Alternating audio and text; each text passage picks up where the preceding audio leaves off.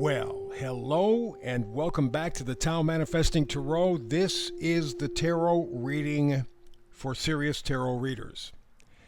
People who are really focused on being able to manifest. Maybe for the first time, although that's unlikely. We all manifest mostly unconsciously, but maybe for the first time that you're aware of manifesting, or maybe developing your manifesting ability. This is the tarot reading. I've done tarot for over 20 years, astrology for over 50. Astrology is the science of cycles, and I do mean science. There's nothing satanic or anything like that, magical or mystical about astrology. It's been proven scientifically. I'm not going to get into the story. I'll just tell you about an audio engineer from RCA Victor in 1948. He proved it along with other people. Now I've done tarot for over 20 years. In that time, I have come to understand that tarot is the science of potential. See, astrology is the science of cycles, so you can tell a lot about an individual's character, personality traits, and life cycle by taking a look at the different astrological cycles. Okay? With tarot, you have frequencies. The cards are frequencies. And the way you put the cards together creates a frequency. That's ideally what you should do. I've seen people lay out 10, 20, 30, 40, 50 cards. Well, you're combining all different kinds of frequencies, and you're really kind of creating a stew. And with that, you really are not focusing the energy for manifesting. And in fact, I think many times most tarot readers are telling you what they think you want to hear. This is 5 cards, very tightly focused, no distractions. We got enough distractions in our lives already. 5 cards, together as a group, they put together a frequency. That frequency does not necessarily connect with everybody in every reading. In fact, it almost never does. In fact, I'd go so far as to say it never does. Let's say you got 100 people who watch this tarot reading. Of the 100, on average, you're going to get maybe 10 to 20 people, okay, who are going to resonate with that frequency to the point where they feel moved, okay? I want you to do that. If you're feeling the frequency, please do not pass it by. It means this is a good time for you to follow up on that energy.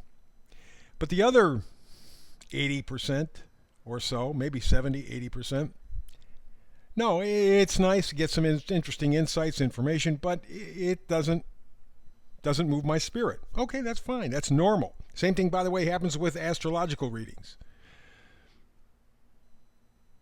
So it's a situation where I am trying to focus on the individual and the individual's ability to manifest. I want to inspire you. So a simple read, very few cards, boom. And let's take those cards, make that frequency. You'll know in about 12 minutes exactly what the energy is. You won't have to guess. You won't have to pick and choose. You will know, does it resonate with me or doesn't it? Again, you may pick up some interesting points, and that'll be nice, but we're talking about a spiritual movement, even an emotional movement. That's good enough to begin the manifesting experience, okay? By the way, people waving at me right now, remind to share, like, share, like, and subscribe, right? Those are the 3, right? Am I right? Yeah, okay. Share, like, subscribe, share, like, subscribe, share, like, subscribe. They want me to say that because that's important, as you know, in the internet, and I don't have to get into that story. So here we go for today. The manifested energy today, and hopefully it will resonate with you. If not, here's tomorrow, next week, next month. Believe me, you and the energy are going to resonate. But for today, we look at the center card, the oracle card. It says co-create. And let's see, we got looks like a leopard, an owl, an egg. I'm not exactly sure how that picture sets up the idea of co-creation. I mean, the leopard would be movement, I suppose. Owl would be intelligence or wisdom. And then you got the egg, I suppose, the beginning. Anyway, the energy is co-creation. Now, that would indicate a creation story.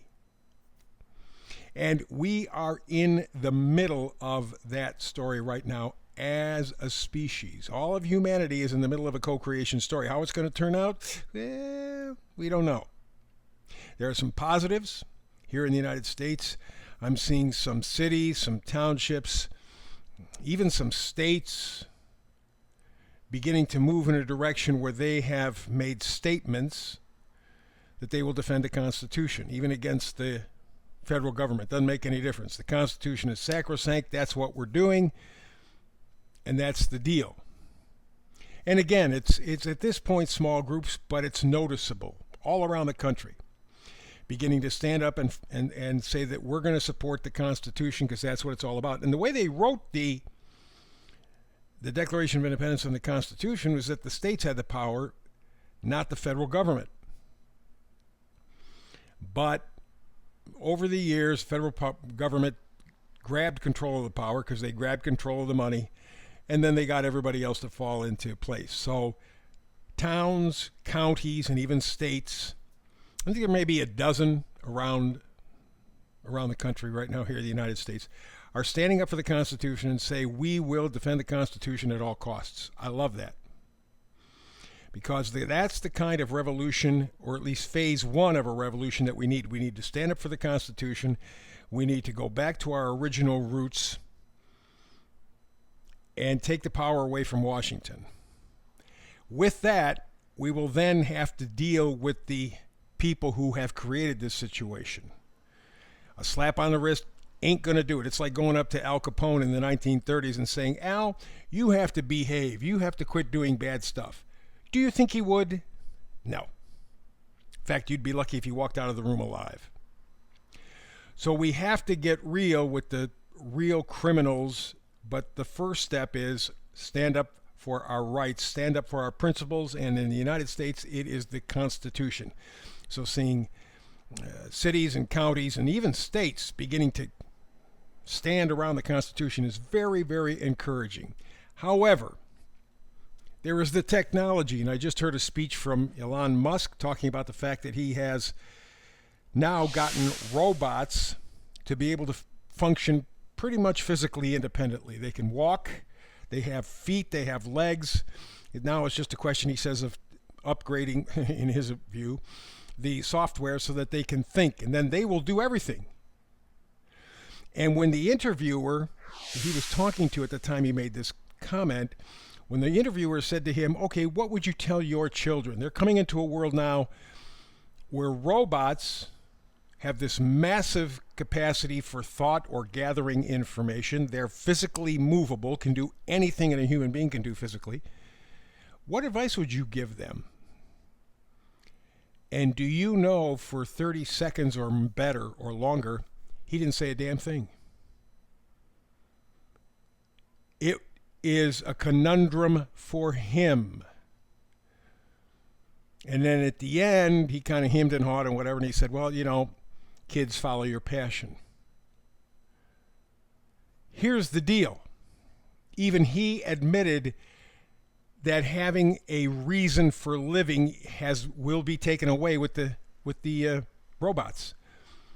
So they will do all the jobs. They'll do anything that we want. First of all, that's nothing but how you get a human being to have complete control over anything. There's trouble.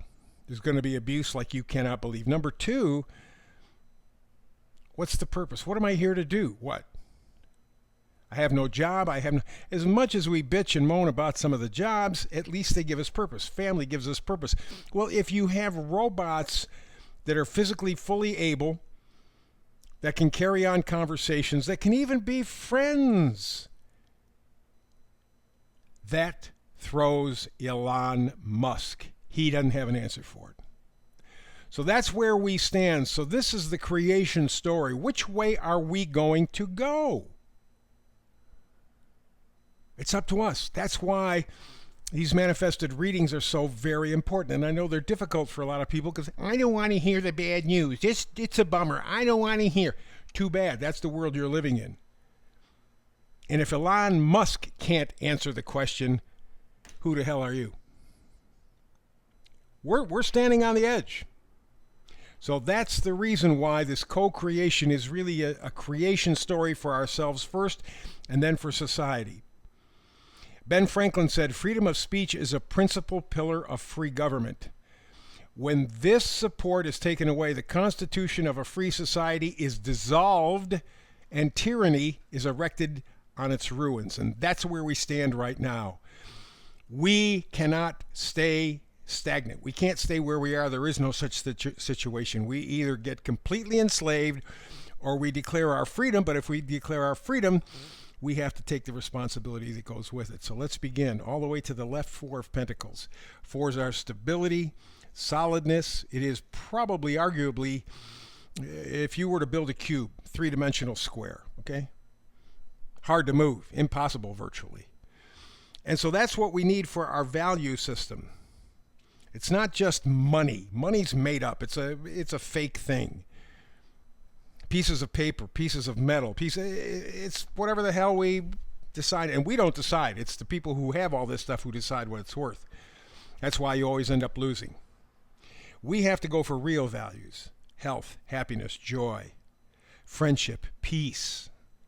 Those are the real values. And if we move away from those, tyranny will be erected on the ruins of our society.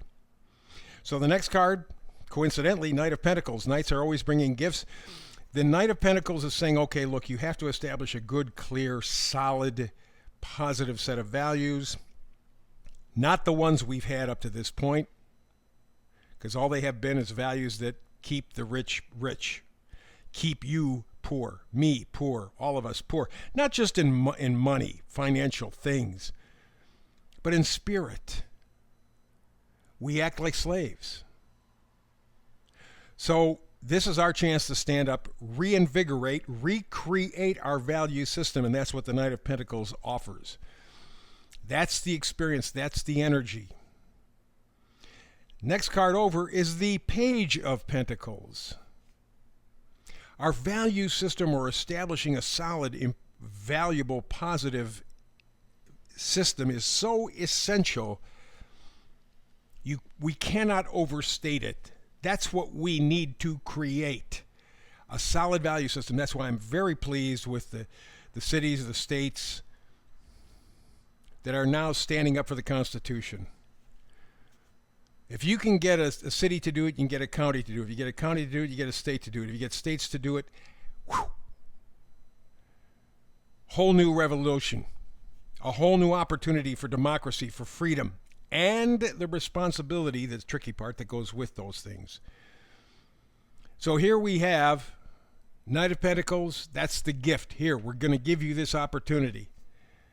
Page of Pentacles says you have to change your value system. You can't keep doing it.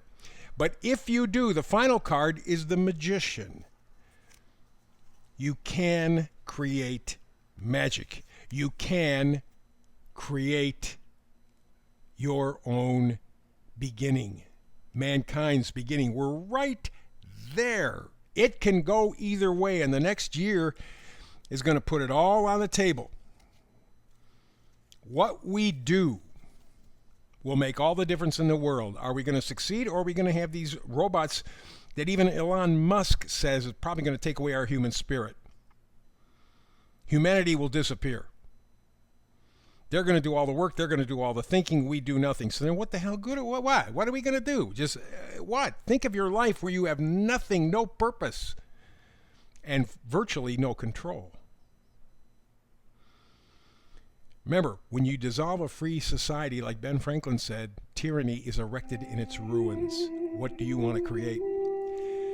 That is the Tarot reading for today. Back again tomorrow with another. Between now and the next time you and I get together for a manifested reading, peace and blessings.